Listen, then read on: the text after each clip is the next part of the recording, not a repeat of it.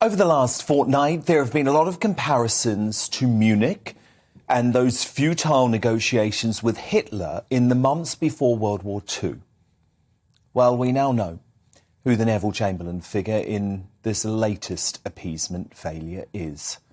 Step forward Emmanuel Macron, the French president with small man syndrome, who has been utterly humiliated by the Russian tyrant Putin. Given Macron returned from Moscow earlier this month and assured his citizens he had received a pledge from Russia that the Ukraine crisis would be de-escalated. While the Labour Party would have you believe Boris Johnson is being treated as some sort of joke on the international stage, that actually couldn't be further from the truth.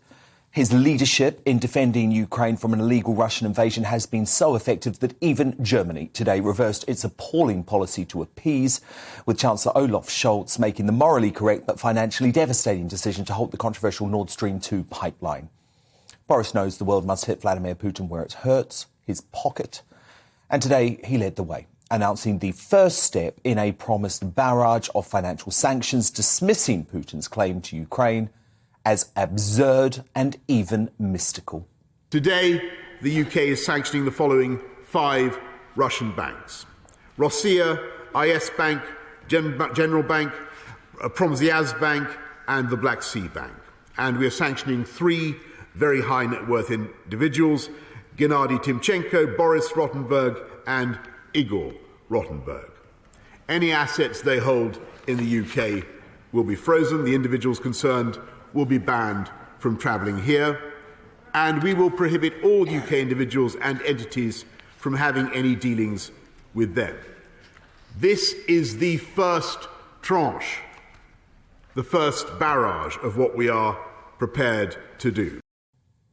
Boris was right to stress the UK will continue to seek a diplomatic resolution till the last possible moment. I mean, we don't want war. But as it stands, Putin seems to have gone stark raving mad. He is ignoring warnings that a full-scale invasion of Ukraine could bring down the Russian Federation and end his presidency. And unlike Macron, Boris has got this right from the off. This is, I should stress, just the first barrage of UK economic sanctions against Russia, because we expect, I'm afraid, that there is more Russian irrational behaviour to come.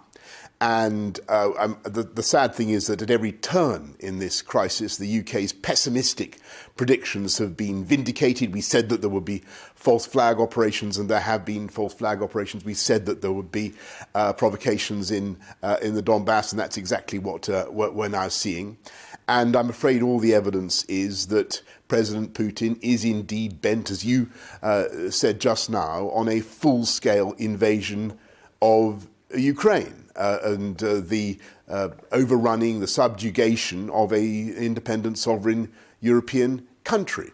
And I think that, let's be absolutely clear, I think that would be absolutely catastrophic if Vladimir Putin continues down this track of violence, of aggression, of a full-scale invasion, of encircling Kiev itself, which is what he seems to be proposing to do, capturing the Ukrainian capital.